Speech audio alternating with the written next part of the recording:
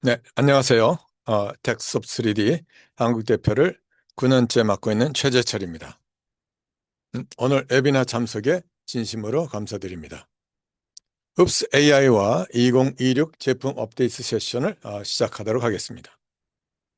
오늘 세션은 지난달 30일 공식 릴리즈된 흡스 AI에 대한 소개 및 CA를 포함하여 저희 흡스 전 제품에 대해서 2026 업데이트 내용 아울러 올해 진행될 개발 계획을 설명해 드리는 시간입니다.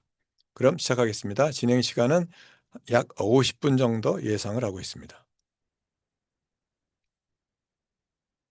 진행 순서는 간단한 회사 소개와 중점 사항, 이어서 흡스 AI, 그리고 흡스 익스체인지, 흡스 비주얼라이즈, 그리고 CA 관련 툴킷, 마지막으로 Q&A 순서로 진행되겠습니다.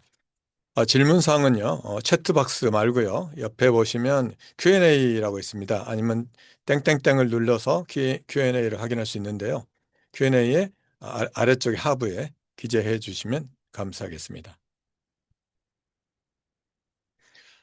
저희 텍스업 3D는 CAD 캠 CA 관련해서 3차원 CAD 변환, 컴퓨터 시각화, 그리고 해석을 위한 툴킷, 즉 API 프로그램을 제공하기 위해서 30년 전에 설립한 회사입니다.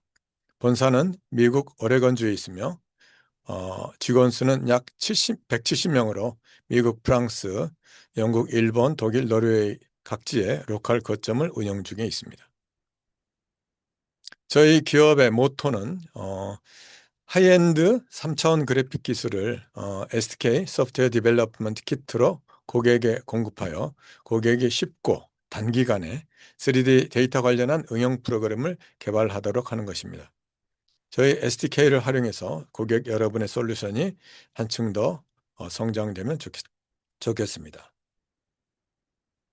저희 회사 R&D의 주력 업무는 언제나 마찬가지로 최우선이 SDK 고유 기능 유지를 위한 부분으로 최신의 기능을 안정적이며 빠른 속도로 구현하는 것입니다. 기존 제품의 속도 향상을 위한 튜닝, 모든 CAD 포맷의 최근 업데이트 버전 지원과 신규 그래픽 드라이버 및 OS 등 프레임워크 지원, 그리고 버그 수정 등의 전체 60%의 리소스를 활용하고 있습니다. 그리고 QA, 다큐멘트 등 개발 효율 개선에도 20%를 할애하는데요. 가장 최근 버전을 가장 적절한 시기에 고객에 바로 적용될 수 있도록 지난 2025년에는 9차례 업데이트를 진행했습니다. 마지막으로 신제품 사항으로 머신러닝 제품인 흡스 AI를 출시했는데요. 마찬가지 웹 관련해 가지고는 웹 컴포넌트 기반의 유저 인터페이스 제공을 시작했습니다. 웹 컴포넌트는 프론트엔드 개발의 패러다임 어떤 시프트라고 볼 수 있겠습니다. 본 내용은 추가로 자세히 전해 드리겠습니다. 다음은 품질과 기술 지원 개선은 저희에게 어떤 핵심 사항인데요. 작년에 54가 추가가 됐고요. 그렇지만 문제점 보고 건수는 7% 감소됐습니다. 저희 텍스업 3D 제품이 훨씬 안정되고 있다는 그런 표시로 보고 있고요. 그리고 문제점 해결까지 걸리는 기간도 많이 단축돼서 지난 2년간의 집계 결과 과거보다 31%가 감소한 것으로 보고되고 있습니다. 고객 만족 측면으로는 최근에는 보안 문제, 시큐리티가 가장 큰 이슈인데요. 예를 들어서 유럽 연합의 CRI 준수 여부가 글로벌 기업이나 정부 아니면 국방 등에서 제출 요구가 증가되고 있는데, 그래서 저희가 SBOM, 즉 소프트웨어 부품표를 정기적으로 제공할 수 있는 체계를 구축했으며, 보안 프로텍트 CV 관련해 가지고도 30건의 과제를 해결했습니다. 그리고 프로그램을 실제로 실행하지 않고도 쉽게 보안 관련해서 체크할 수 있는 스태틱 코드 어널리시스도 적용 중에 있고요. 올해는 사이클론 DX를 적용할 예정입니다. 이어서 본 내용으로 들어가겠습니다. 흡수 AI가 지난달 30일 정식 출시됐습니다. 음, 홉스 AI는 CAD 기반의 머신러닝을 지원하기 위하여 2025년 11월에 프리뷰 릴리즈를 공개했고요. 작년 12월 10일 한국어 쇼케이스를 진행한 바 있습니다. 홉스 AI 제품은 CAD 데이터를 활용하는 제조 머신러닝 시스템을 단기간에 구축하기 위한 프레임워크입니다. 아직 AI를 시작하지 않으셨다면 AI에 대한 방향 정립이나 방법론을 셋업하는 데 도움이 될 것입니다. 흡스 AI는 흡스 익스체인지를 어떤 파이썬 바인딩을 해가지고 CAD 데이터와 머신러닝을 연결하는데요. 어, CAD 액세스, 데이터셋 준비, CAD 인코딩을 단일 툴 체인으로 통합하기 위해서 데이터 수집이나 버전 관리, 트래킹, 히스토리 실행들을 관리해주는 강력한 데이터 파이프라인을 제공하고 있습니다. 이 파이프라인은 데이터 처리를 보다 쉽게 하고 그다음에 언제든지 재현할 수 있게 해주며 도형 및 도표 생성 도구를 통해서 데이터와 결과 모두를 투명하게 확인할 수 있습니다.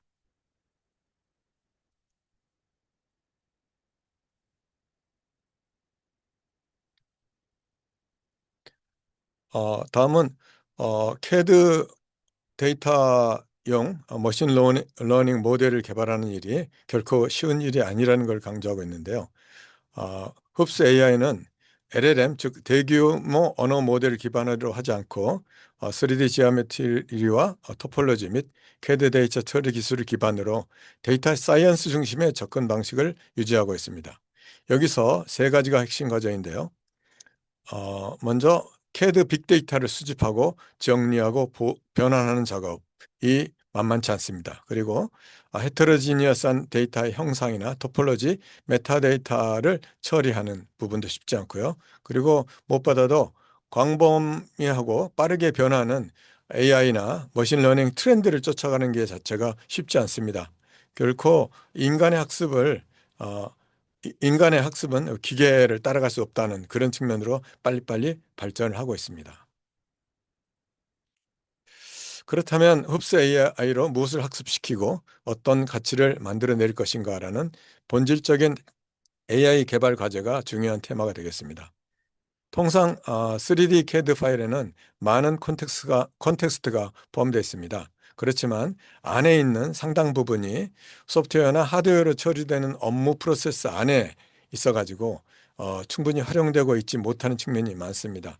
예를 들어서 본 화면처럼 어, 어떤 도면만 쫙 보면 숙달된 엔지니어라면은 쉽게 여러 가지를 뭐 캐치할 수 있을 텐데 예를 들어서 어떤 이것에 얼마나 할 것인가, 제조를 어떻게 할 것인가, 금형을 어떻게 할 것인가, 아니면 치수나 공차를 어떻게 할 것인가라는 게 숙련된 엔지니어의 머릿속에는 존재하지만 기본적으로 이거를 공유되지 않는 측면이 많습니다.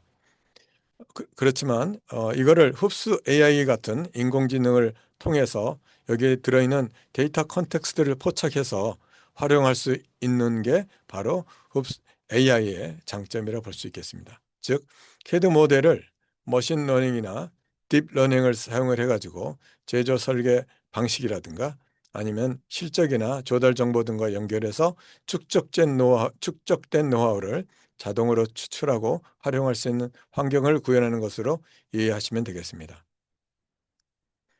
어, 다음은 저희 흡수 AI로 기대할 수 있는 효과를 소개하겠습니다. 기본적으로 속도나 비용 효율적인 측면에서 ROI가 기대가 되고요. 그 다음에 기본적으로 모든 것을 자동화 프로세싱을 했기 때문에 머신러닝 모델을 구축하는 시간이 적어도 절반 정도까지 단축된다고 그럽니다. 그리고 수작업 준비 시간을 단축할 수 있기 때문에 머신러닝 프로세싱 횟수당 20%에서 40%가 절감이 되고 무엇보다도 곧바로 적용할 수 있기 때문에 인력 운영의 효율성인 측면에서 메리트가 있다고 할 수 있습니다. 결국 어떤 소규모 팀 한두 명의 엔지니어로도 즉시 운영이 가능한 그런 모델을 저희가 제공을 하고 있습니다. 흡수 AI는 CAD 데이터를 활용해서 머신러닝 워크플로우를 실현하는 프레임워크입니다. 저희 흡스 AI의 구성은 7개, 7가지의 어떤 빌딩 블록으로 설명할 수 있는데요. 먼저 어 CAD 액세스 첫 번째 블록입니다. 머신러닝은 주로 파이썬이나 파이터치 환경에서 실행될 수 있기 때문에 저희가 CAD 데이터를 읽을 수 있는 흡스 익스체인지에 파이썬 래퍼를 제공합니다. 결국 이제 파이썬에 대한 간단한 코드로 B랩이라든가 여러 가지 정보를 추출할 수 있는데, 예를 들어서 어셈블리 툴이라든가 웹 화면에서의 시각화 등이 모든 게 파이썬 코드로 가능하게 되는 것을 의미합니다. 두 번째는 CAD 인코드인데요. 3D 모델을 머신러닝용 데이터로 변환하는 모듈입니다. 토폴로지와 지오메트리 그리고 어셈블리 구조를 스케일러블하게 변환할 수 있습니다. 또한 결과를 시각화하고 분석할 수 있는 도구도 함께 제공이 됩니다. 다음 블록은 플로우 매니저와 데이터셋입니다. 여기서 중요한 것은 스케일입니다. 한 개의 파일을 처리하는 것은 수백만 개의 빅데이터 파일을 처리하는 것과 기본적으로 소프트웨어 설계 방식 자체가 완전히 달라집니다. 플로우 매니저는 이런 작업을 위한 데이터 처리 파이프라인을 제공하는데요. 이거를 저희는 오케스트레이션이라고 부릅니다. 데이터 변화는 병렬 처리로 실행되며 이를 통해서 머신러닝용 데이터셋을 구축할 수 있습니다. 아울러 주피터 노트북 환경에서 여러 가지 디버깅이 가능하게 됩니다. 다음 블록은 스토리지와 로고 모듈인데요. 머신러닝 모델을 구축하기 위해서는 많은 트라이 앤드 에러가 필요합니다. 어, CKPT, 즉 체크포인트 파일을 활용해서 파이프라인 전체 단계에서 발생하는 과정을 각 스텝마다 자동 저장하고 로그를 남겨서 추적하고, 그다음에 과거에서 실행된 실험이나 그다음에 테스트의 결과를 비교하고 활용할 수 있는 그런 기능을 제공을 하고 있습니다. 마지막으로 시각화 모듈인데요. 우리가 개발하면서 깜깜이를 방지하고 그다음에 디버깅을 손쉽게 하기 위해서 저희가 3D 형상이나 그래프 또는 도표 등 데이터 플롯으로 실험 분석을 도울 수 있게 했습니다. 처리되는 데이터셋이 대부분이 텐서이기 때문에 데이터 확인이 불가능하지만 그래픽 데이터로 시각화하면 확인이 가능하게 됩니다. 마지막 블록으로 저희가 제공하는 사전 구축된 프리빌트 머신러닝 샘플 모듈입니다. 언제든지 바로 적용할 수 있는 현재 세 모듈이 있는데요. 첫 번째가 파트 분류, 파트 클래시피케이션, 그다음에 그 피처 레코그니션, 그 가공 피처 인식이고요. 그다음에 오늘 데모를 소개하겠지만 유사 형상 검색 기능을 제공하고 있습니다. 이를 통해서 처음부터 개발하는 경우에 비교해서 어떤 수개월의 개발 기간을 단축할 수 있습니다. 이제 2026년 개발 계획에 대해서 소개해 드리겠습니다. 2026년에는 이제 바로 스타트했기 때문에 기본적으로 두 가지 분야에 집중할 예정입니다. 첫째, 데이터 파이프라인을 위한 프레임워크 정비를 할 예정입니다. 지난달 말에 릴리즈한 유닉스 버전부터 시작해 가지고 일종의 프레임워크를 정비하는 그런 측면으로 보시면 되고요. 그다음에 파이썬 API를 현재 100%안 되거든요. PMI나 어셈블리 트리 등 어 파이썬 API가 지금 한정적으로 되어 있는데, 이거를 오리지널 흡수 익스체인지가 갖고 있는 모든 기능으로 확대하는 거를 올해 6월까지로 지금 계획을 하고 있습니다. 두 번째는 즉시 사용 가능한 어 머신 모델 아키텍처를 제공하는 것입니다.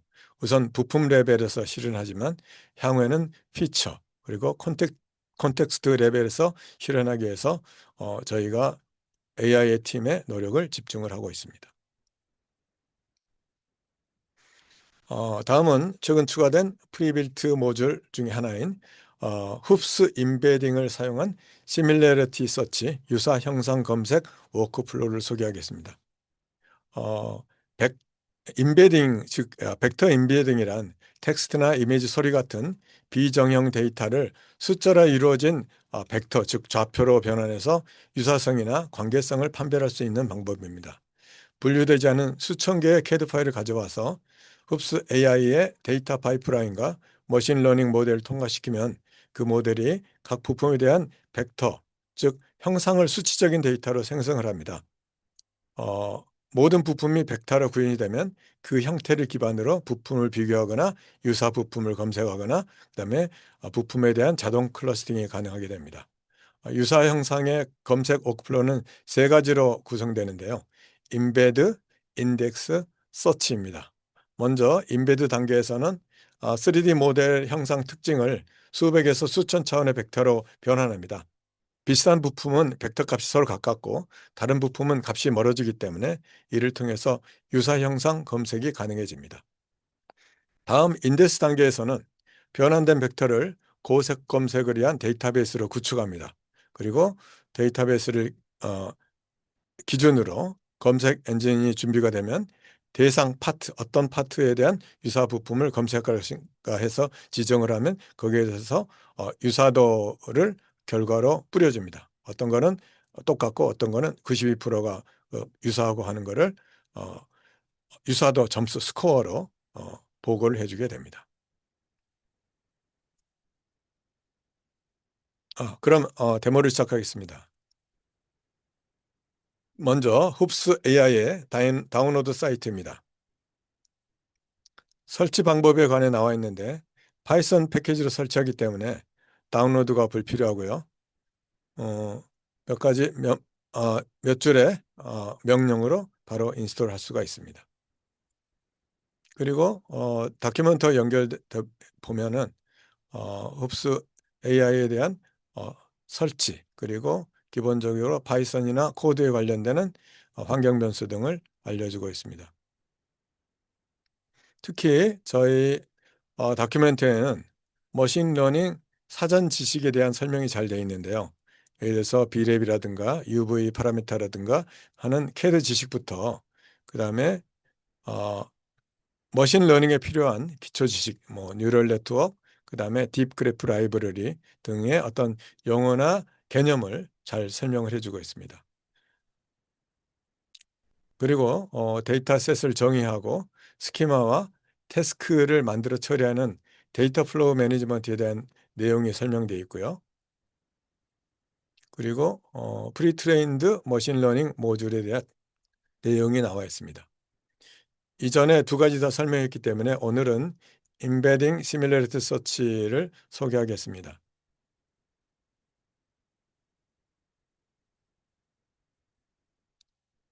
방금 제가 설명한 내용이 다큐멘트에 상세히 나와 있습니다. 그리고 튜토리얼에 보면은 프리트레인드 머신러닝 세 가지가 되어 있는데요. 부품 분류라든가 그다음에 가공 피처에 대한 내용이 나와 있고요. 그리고 어, 9번 9번이 오늘 데모할 유사 형상 검색에 대한 내용입니다. 모든 데모 소스는 저희 흡수 AI 튜토리얼이라는 GitHub에 연결되어 있습니다. 그래서 GitHub에서 데모 소스 파일을 내려받으면 되겠습니다. 그리고 샘플 파일은 별도 사이트로 제공을 하고 있습니다. 그래서 GitHub에서 소스를 내려서 어, 바로 곤다와 그다음에 주피터 랩을 기동을 해서 바로 데모를 실시할 수가 있습니다.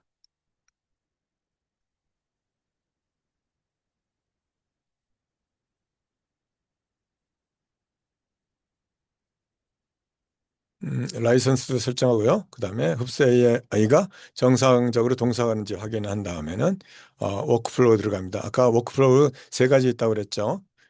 인베드, 인덱스, 서치로 되어 있는데 인베드는 벡터 계산하고 그 다음에 인덱스는 인덱싱 그리고 서치는 검색하는 순서입니다.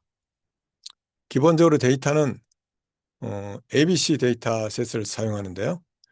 어, 먼저 학습된 어, 100만 개 데이터를 학습된 데이터를 활용을 하고 있습니다. 이제 어,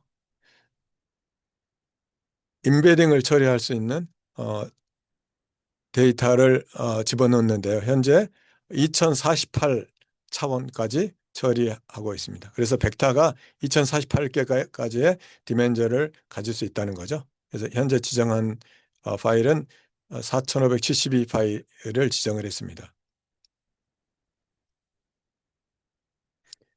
기본적으로 이 과정에는 굉장히 좀 시간이 많이 걸립니다. 저는 이제 CPU를 사용했기 때문에 시간이 좀 많이 걸리는데요.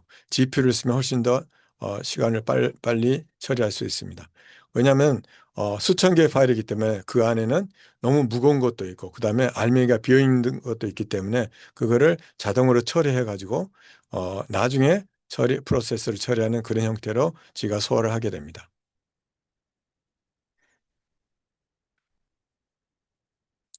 현재 28개의 오류가 나왔고 나머지 4,544개가 2048 차원으로 벡터로 변환이 됐습니다. 이제는 파이스 데이터를 만드는데요. 파이스라는 거는 유사도 판별을 위해서 페이스북, 즉 메타에서 만든 방법입니다. 그래서 어, 모든 인베딩 데이터는 파이스 벡터 스토어에 저장되는데요. 이게 여 안에 어떤 파트 아이디가 벡터로 매핑이 되어 있고 그다음에 어, 이게 검색을 위해서 활용을 하게 됩니다. 이 이 파이스 데이터는 언제든지 리유즈를 할 수 있기 때문에 저장해 놓고 있다가 언제든지 거기에 그 루틴에서 체크를 하게 되면은 어떤 해당되는 파일에 대한 유사도를 판별할 수가 있습니다. 먼저 아이들러를 체크를 해봤습니다. 아이들을 읽어서 아까 4,500개 중에 가장 유사한 데이터가 뭔지 제가 찾아서 표시를 해줍니다.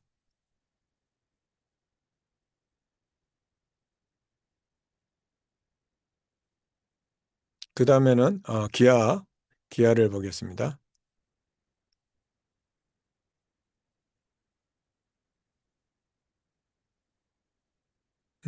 기아에 대한 유사도 판별을 해서 가장 동일한 거는 1, 그리고 좀 차이가 나는 거는 0.998 이런 식으로 표시를 하고 있습니다. 네 번째 데모는 헥사 그러니까 육각 헤드 스크류를 표시하고 있습니다. 그리고 마지막으로 콜레트, 그 어떤 클램프 할 때 콜레트를 많이 쓰죠. 콜레트를 유사성 판별해 봤는데요. 화면상으로는 비슷하게 보이지만, 죄송합니다. 화면상으로는 비슷하게 보이지만,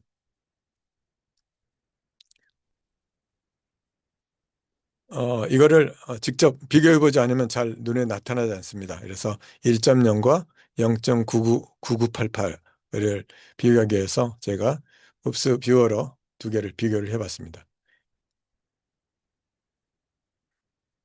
기본적으로 두 개를 이제 같이 오버레이를 시켰더니 잘 보이지가 않습니다. 그래서 색깔을 좀 바꿔가지고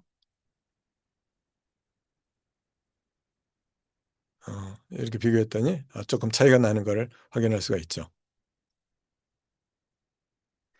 음, 네, 이상 흡수 AI를 그 시간상 마치고요. 그 다음에 흡수 익스체인지 2026 업데이트로 가겠습니다. 먼저 흡수 익스체인지 제품 통합에 대한 내용입니다. 음, 3D PDF하고 3D HTML 변환을 해주는 흡수 퍼블리시는 흡수 익스체인지로 통합됐습니다. 즉 신규 고객은 두 가지 모두 다 사용을 할 수 있게 됐습니다. 그렇지만 기존 고객에 대한 어떤 변경사항은 별도로 없습니다. 그래서 기본적으로 흡수 퍼블리셔는 명칭은 없어졌지만 흡수 익스체인지 내에 3D PDF라든가 그다음에 3D HTML을 변환할 수 있는 기능이 내재되어 있다고 보시면 되겠습니다.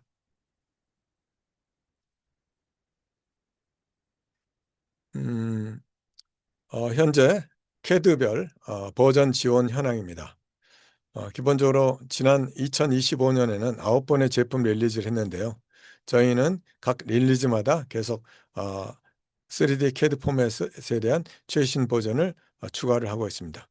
기본적으로 저희는 이제 3D CAD 포맷에 대한 신규 버전을 출시 3개월 이내에 지원하는 것을 목표로 했지만 경우에 따라서는 뭐 4개월, 5개월 소요되는 그런 경우도 있습니다만은 기본 원리는 그렇습니다.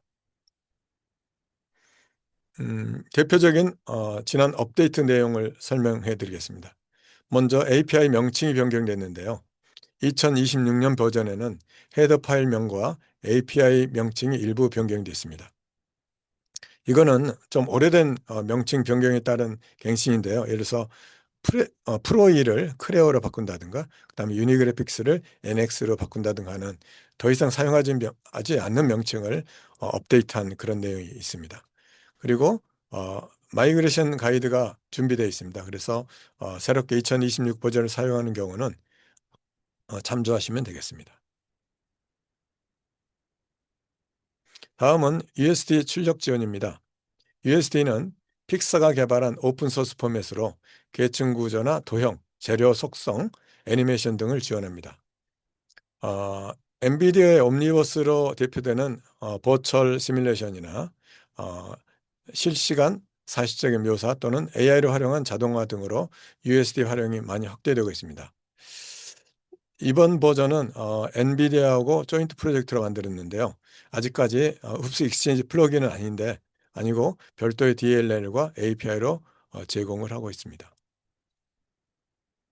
다음은 디젠 파일 지원입니다. 디젠은 벤틀리 시스템에서 제공하는 독자적인 파일 형식인데요. 마이크로스테이션 캐드 포맷으로 건축 및 토목 분야에서 널리 사용하고 있습니다. 디젠 리더는 버전 7, 8 두 버전을 모두 지원을 하고 있습니다. 다음은 카티아 V5의 PMI GDNT 심볼을 지원하게 됐다는 내용입니다. 구체적으로 말하면 ISO 14405에 정의된 GX 등 GDNT 심볼을 읽을 수 있게 되었습니다. 올해 하반기에는 NX용의 동일한 확장 기능을 제공할 예정에 있고요. 그 다음에 3D XML의 마크업 링크 아이템도 지원하게 되었습니다. 다음은 크레어 파일 불러오기와 관련된 새로운 기능입니다. 먼저 어셈블리 레벨에 레이어 임포트를 지원하게 됐습니다. 부품 레벨에서는 그전에 지원했는데 이번에 어셈블리 레벨에서도 레이어를 임포트할 수 있게 됐습니다. 그리고 억셀레이터 파일에 패밀리 테이블 서포트입니다. 억셀레이터 파일에는 전 처리된 패밀리 테이블 데이터가 많이 포함되어 있는데 이를 활용하면 어셈블리 오픈에 소요되는 시간을 대폭 단축할 수가 있습니다. 다음으로는 심플리파이드 아이템, 즉 단순화 표현 관련인데요. 어, 크레오에서 대규모 데이터를 처리하게 할 때 용이하게 해주는 그런 기능이라고 볼 수 있겠습니다.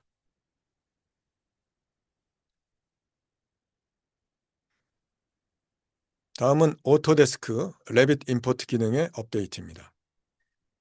먼저 커넥터 포인트를 지원하게 됐는데요. 관련 요소와 함께 가져오고요. 그다음에 메타데이터가 좀 개선이 됐습니다. 그래서 메타데이터가 중복되는 경우는 중복되는 거는 삭제하고 그다음에 비어있는 블랭크 어떤 속성 데이터 같은 경우는 무시하기 때문에 메모리를 많이 세이브할 수 있게 되었습니다. 이어서 GLTF 관련 작업인데요. GLTF는 일종의 마이크로소프트 우리 윈도우에서도 많이 활용을 하고 있죠. 그래서 그 리더에서 드라크 압축 파일을 지원하기 때문에 스피드가 많이 빨라졌고요. 그다음에 와이어프레임 처리 기능을 개선했습니다. 그래서 보다 실사적인 표현이 가능하게 되었습니다. 마지막으로 iOS 관련 지원입니다. iOS가 그전에 지원하지 못했던 그런 포맷이 추가가 됐습니다. 그래서 FBX라든가 OBG라든가 등 게 추가가 됐는데 어, 기본적으로 맥 관련해 가지고는 많이 개선이 됐습니다. 그리고 아울러 맥 카탈리시스 지원을 시작을 했는데요. 카탈리시스는 장점이 원래는 맥OS용 앱 개발 프레임워크인데 이걸 쓰면은 아이패드하고 맥 양쪽 iOS 겸용이기 때문에 아이패드와 맥 양쪽 모드에서 실행할 수가 있습니다. 이어서 금년 이후 예정된 개발 계획에 대해서 소개해 드리겠습니다. 우선 작년과 마찬가지로 각 캐드의 최신 버전에 대한 follow-up입니다.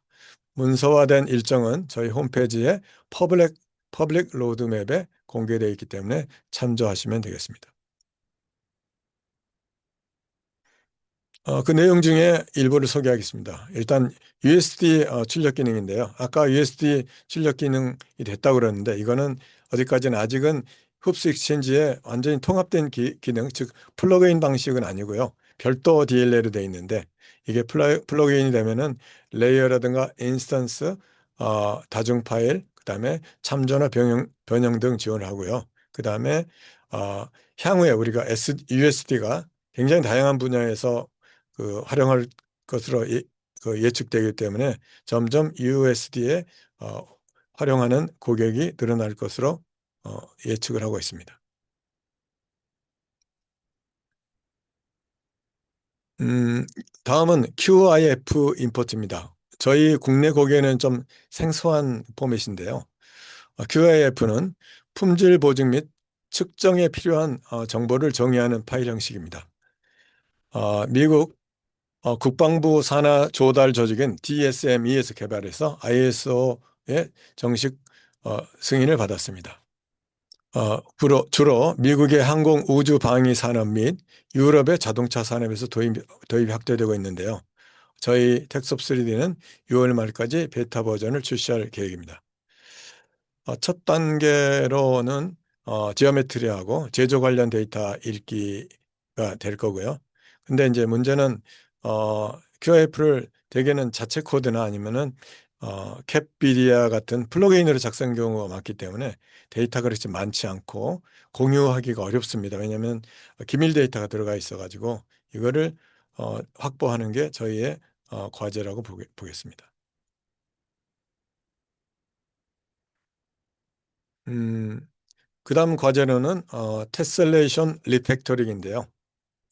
저희 흡수 익스체인지는 데이터 임포트 할 때 기본적으로 표준 테셀레이션과 고정밀 테셀레이션을 항상 만들 수가 있습니다. 그런데 기본적으로 표준 테셀레이션이 많이 활용됩니다.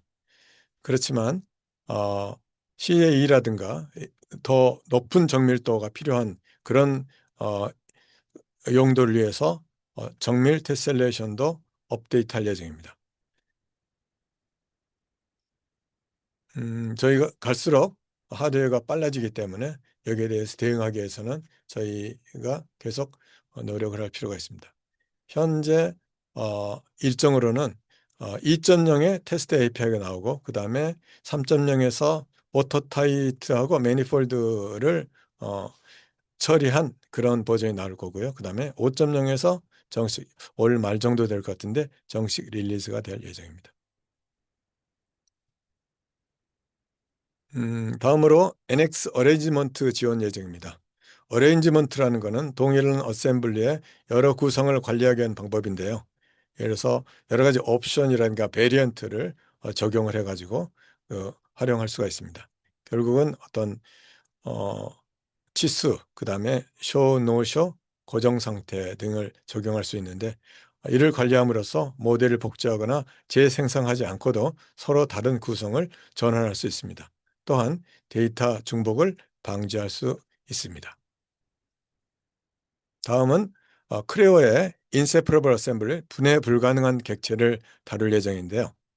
어, 이 인세퍼러블 어셈블리는 단일 부품처럼 작동되는 어셈블리입니다. 그래서 하나로 핸들링 되기 때문에 브렉다운 하지 않고요. 예를 들어서 어떤 우리 가전제품의 모터 어셈블리 같은 경우는 브렉다운 하지 않죠. 그래서 이거를 씀으로써 속도나 안정성이 향상시키고 그리고 내부에 들어있는 것을 잘 관리할 수 있게 되겠습니다. 그리고 이거는 중요한 부분인데 어셈블리를 불러오기 위해서 그 시간을 단축하기 위해서 멀티 프로세싱을 도입할 예정입니다. 그래서 어셈블리가 많으면 지금까지는 어떤 시퀀설로 하나하나 읽었는데 멀티 프로세싱을 도입해 가지고 동시에 각 파트를 읽으면 어셈블리를 읽는데 굉장히 빠른 속도를 제공할 수가 있겠습니다. 전체적인 개발 일정은 어, 기본적으로 저희 고객이 3D CAD 데이터를 언제든지 선도적으로 그 좋은 기술을 유지할 수 있도록 항상 저희가 포커싱을 하고 있다는 것을 어, 약속을 하고 있습니다. 다음은 흡수 비주얼라이즈 업데이트 소개하겠습니다. 비주얼라이즈는 아시다시피 데스크탑이나 모바일, 웹을 3D 그래픽을 표시하기 위한 어떤 엔진입니다. 먼저 포트폴리오 통합입니다. 그전에는 흡수 커뮤니케이터로 되어 있었는데 이거를 흡수 비주얼라이즈 웹이라고 기본적으로 이름 자체가 다 바꿔가지고 이걸 다 웹이나 일반 데스크탑이나 다 흡수 비주얼라이즈로 통합을 했습니다. 그리고 흡수 비주얼라이즈는 그전에는 그냥 비주얼라이즈라고 그랬는데 이제 지금부터는 흡수 비주얼라이즈 데스크탑 앤 모바일이라는 용어로 바뀌게 됐습니다. 비주얼라이즈에는 두 가지 그래픽 엔진이 있는데요. 3DF는 저희가 그저 계속 유지했던 오리지널 인터페이스 이거요. 그렇지만 이거는 데스크탑밖에 지원하지 않습니다. 그리고 또 하나는 HPS인데 이거는 새로운 인터페이스고 모바일을 겸용하고 있기 때문에 데스크탑과 모바일을 어, 개발할 때 유용하게 활용할 수가 있습니다.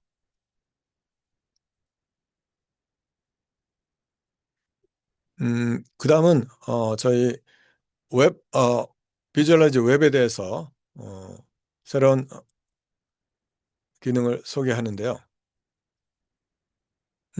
먼저 최신 개발에 대한 개발 환경에 대한 지원입니다. 예, 오픈 소스 웹 컴포넌트를 기반으로 한 새로운 사용자 인터페이스입니다. 웹 뷰어의 기본 탑재 기능뿐만 어, 아니고 그 npm을 통해서 바이너리를 다운로드하면은 저희 어떤 바로 곧바로 활용할 수 있는 그런 새로운 깔끔한 그런 유저 인터페이스를 제공할 수 있습니다. 그래서 그리고 마찬가지 여기서 이제 커스텀하고자 하면은 뷰어의 소스 코드를 저희 GitHub에서 다운로드 해가지고 웹 컴포넌트를 활용을 해서 고객사만 필요한 그런 독자적인 제품을 개발할 수 있는 그런 부분을 저희가 제공하게 되었습니다.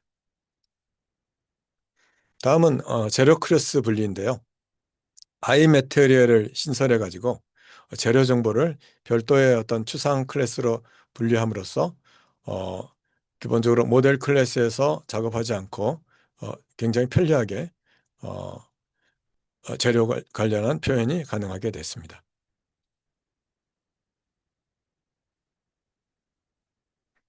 다음은 비주얼라이즈 관련한 업데이트 내용입니다. CA FEM에서 필요한 볼륨 요소 지원입니다. 어, 그전에 3DF에서는 적용을 했었는데 HPS에도 셀룰러 볼륨 키트가 적용이 돼서 볼륨 메쉬가 볼륨 요소가 지원되고 있습니다. 올해는 셀렉션 기능과 하이라이트 기능을 추가할 예정입니다. 그 다음으로는 개별 각각의 문자 속성을 설정할 수 있는 내용인데요.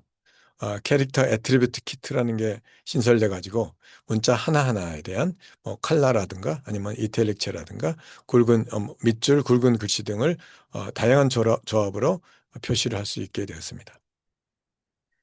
그다음은 애니메이션의 틱 관리인데요.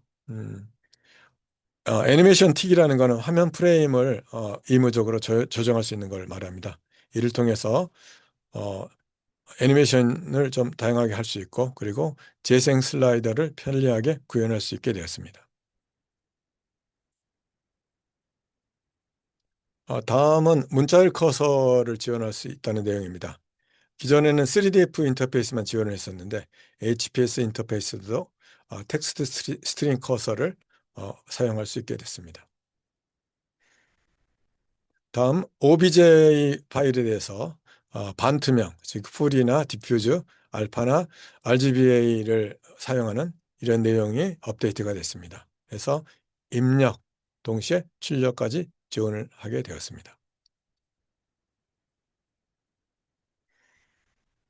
그리고 엣지 생성 옵션 키트 추가 내용인데요. 인접한 엣지라든가 하드웨어 엣지의 설정과 표시, 면과 엣지의 기본 가시성 설정을 좀 더 부드럽고 다양하게 했습니다. 그래서 하드 엣지는 갈라지게 보이기 때문에 이런 거를 좀 더 훨씬 유연하고 훨씬 소프트한 그런 디스플레이가 가능할 수 있도록 저희가 준비를 했습니다. 마지막으로는 플랫폼 업데이트인데요. 기본적으로 리눅스 ARM 지원이 시작됐고요. 그 다음에 비주얼 스튜디오 2022가 지원됐습니다. 그리고 닷넷 8도 지원이 되게 되었습니다. 브릿지 측면에서는 리얼 DWG 2025를 지원하게 되었습니다. 다음은 올해 진행될 개발 로드맵입니다. 먼저 웹 관련해서는요. 어, 여러 파트너로부터 현재 커스텀 쉐이드에 대한 요청을 받고 있는데 이거를 렌더링 파이프라인에 직접 적용해서 사용하는 방법을 제공할 예정입니다. 이어서 웹 GPU를 지원할 예정인데요. 복잡한 씬을 고속으로 표시한다든가 그다음에 병렬 처리한다든가는 오퍼러빌리티를 훨씬 향상시킬 수가 있겠습니다. 세 번째로 데커, 다커 스펠이 잘못됐네요. 다커 컨테이너 활용인데요. 어, 클라우드 애플리케이션 개발을 가속하기 위해서 저희가 그 컨테이너 형식으로 제공을 해서 사용자의 부담을 줄이고 클라우드 애플리케이션을 더욱더 잘 활용할 수 있도록 유도하려고 하는 그런 부분이 있습니다.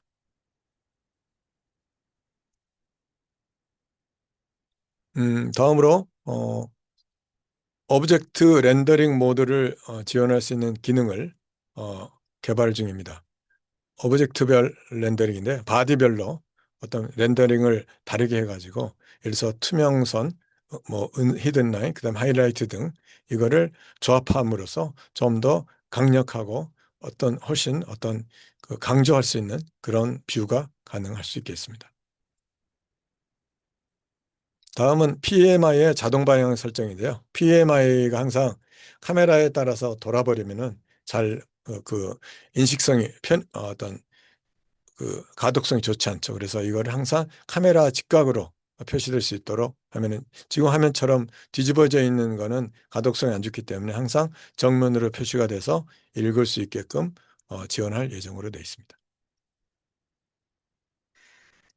그 다음에는 중간에 어떤 매저 기능인데요. 마크업과 그 다음에 치수 선택과의 어떤 셀렉션이 가능할 수 있도록 어, 그 그런 기능을 추가할 예정입니다.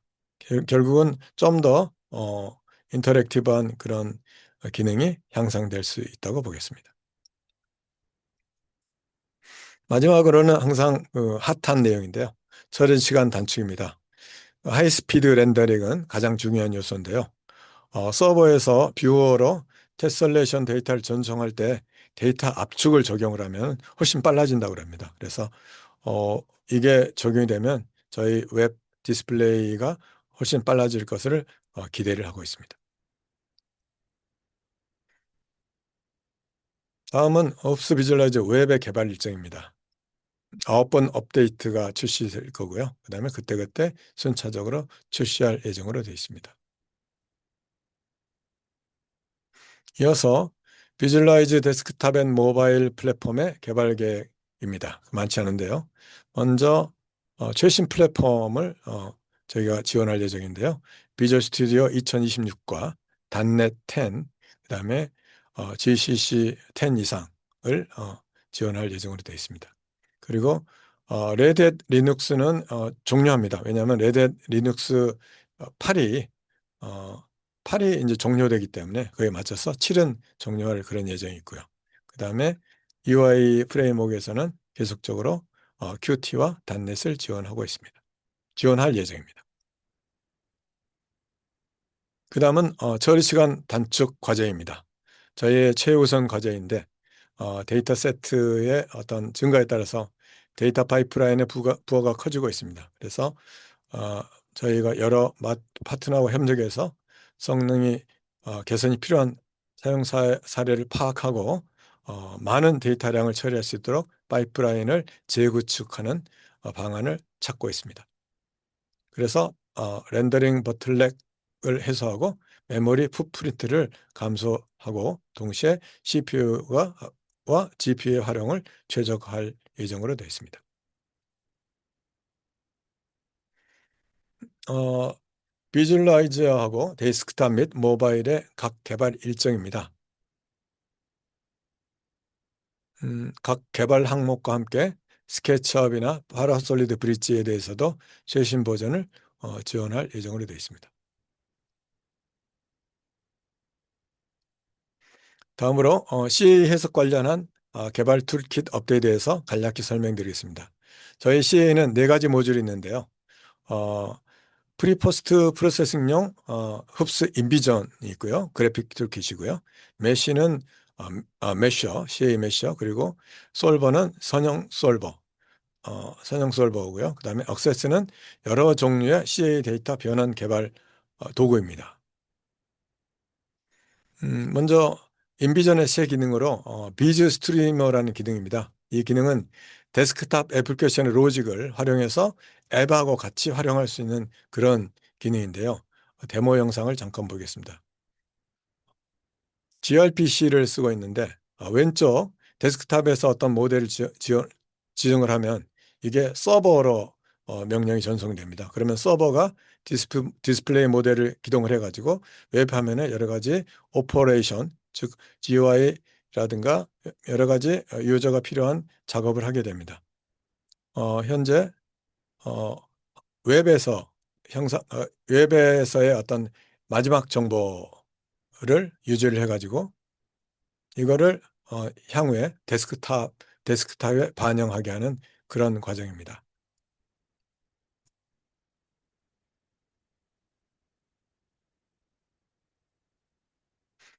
음, 왼쪽에 데스크탑에 반영된 거를 확인할 수 있습니다. 결국 일종의 시작은 데스크탑에서 하지만 오퍼레이션은 웹에 하고 그게 마지막 결과가 데스크탑에 저장된다라는 그런 업무 플로우가 가능하게 됩니다.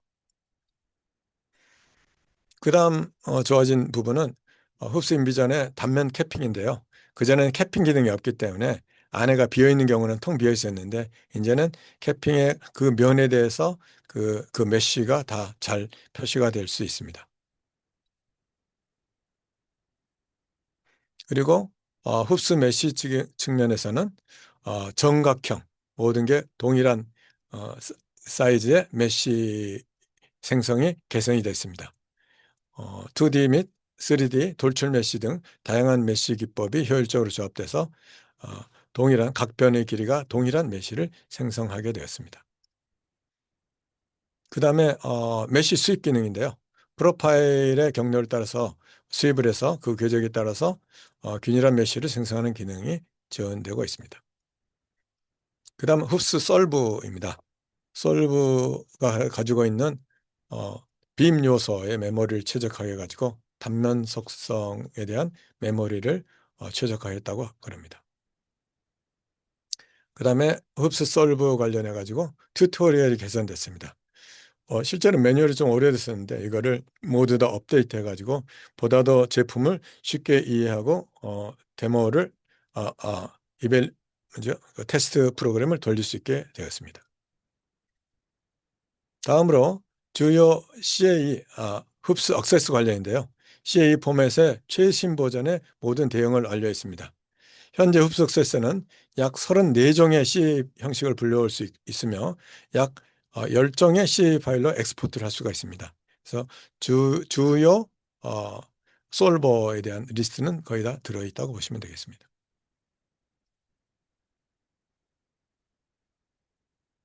다음은 흡수 억세스의 두 번째 새로운 기능인데요. 주요 포맷인 아바쿠스하고 엔시스, 나스트란에 대한 사이클릭 시메트리 데이터, 대칭 반복 요소라고 되어 있네요. 이것에 대해서 대응하게 되었습니다. 그 다음은 VTK 포맷을 지원하게 됐는데요. VTU 아웃풋이 가능하고요. 그 다음에 VTP의 어떤 리딩이 가능하게 됐습니다. 향후에도 다양한 형식의 파일 추가를 예정으로 되어 있습니다. 그리고 과거에는 지나치게 복잡했던 C로 된 API를 간소화하는 작업을 진행했습니다. 그래서 코드를 좀 간략하게 하고 좀 더 심플하게 만들었는데 향후에는 C++에 대한 지원도 예정되어 있습니다. 마지막입니다. CA 개발 관련해 가지고 2026년 개발 로드맵에 대해서 계획에 대해서 설명드리겠습니다. 먼저 흡스 인비전상에서 흡스 억세스나 메시 솔브에서 활용하는 구성 요소를 지금까지는 지원을 하지 못했었는데 일부만 지원하고 이제 대부분의 요소를 지원할 예정입니다. 그리고 CAD 서피스, 그러니까 서피스가 표시가 되면 그거를 경계 조건으로 활용하는 데 굉장히 유리한데요. 어, 서피스 표시를 기능을 추가할 예정으로 되어 있습니다. 다음은 파티클 시뮬레이션 지원입니다. 입자 시뮬레이션이 굉장히 많이 늘어나고 있는데요. 그래서 어, 시뮬레이션에 좀 더 다양하게 쓸 수 있도록 예정으로 되어 있고, 그 다음에 특히나 최근에는 GPU가 많이 좋아져 가지고 리얼타임 애니메이션에 잘 활용할 수가 있습니다.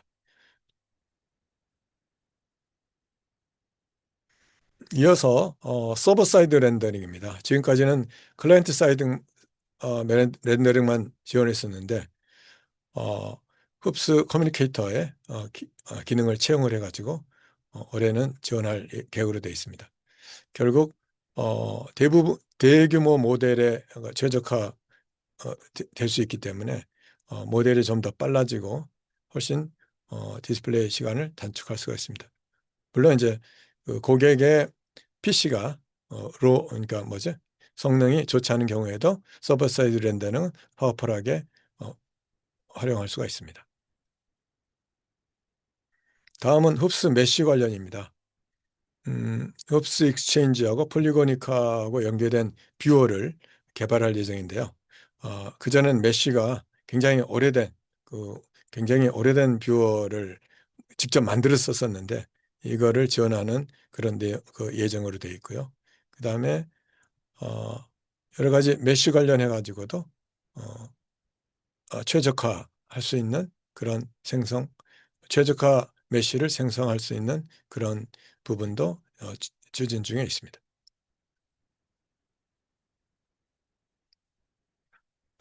그리고 흡수 억센스 관련해 가지고는 파이스 바인딩인데요. 흡수 인비전은 파이썬을 지원하고 있는데 억세스도 향후에 AI 추세에 따르기 위해서 파이썬을 지원할 예정으로 되어 있습니다. 다음은 멀티스레드 지원 예정입니다. 지금까지는 싱글 스레드 방식이었지만 멀티스레드를 방식을 채용해 가지고 좀 더 빠르고 그다음에 어 파워풀한 그런 솔루션을 만들 수 있게끔 지원하겠습니다. 끝으로 CA 툴킷 개발 일정인데요. 지금까지 언급했던 개발 항목들을 순차적으로 출시할 예정입니다. 음 이거는 텍섭3가 제공하는 다른 툴킷과 마찬가지로 적용이 됩니다. 항상 최근 버전을 적시에 업데이트하는 그런 계획으로 되어 있고요. 그다음에 NCS 플루언트 HDF5도 지원할 예정으로 되어 있습니다. 제가 막 빨리 하다 보니까는 시간이 많이 쫓겼습니다. 예. 혹시 질문이 있으시면 제가 질문을 받도록 하겠습니다.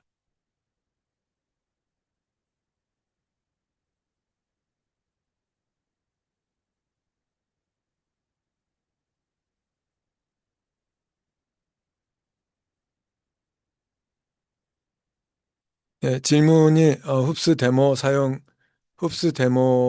기한, 그리고 호환성, 그다음에 제품 구성에 돼 있는데, 이 내용은 제가 어, 따로 연락을 드리겠습니다. 왜냐하면 굉장히 포괄적인 질문이어가지고, 기본적으로 저희 흡수 데모는 30일에서 60일간의 데모를 할 수 있게끔 저희가 지원을 하고 있습니다.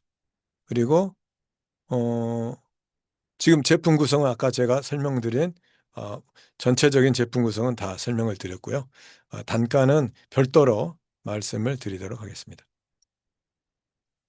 음, 또 하나는 흡수 익스체인지도 멀티 스레딩 지원할 계획이 있습니까? 라고 어, 아까 멀티 스레딩 지원할 계획이 있다고 아까 어셈블리에서 지원할 계획이 있다고 말씀을 드렸는데 예스입니다. 답은.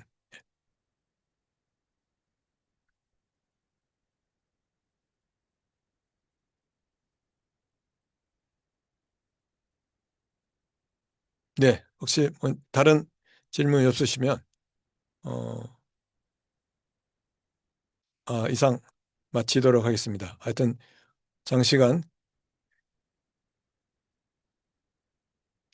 함께 해주셔서 대단히 감사합니다. 안녕히 계십시오.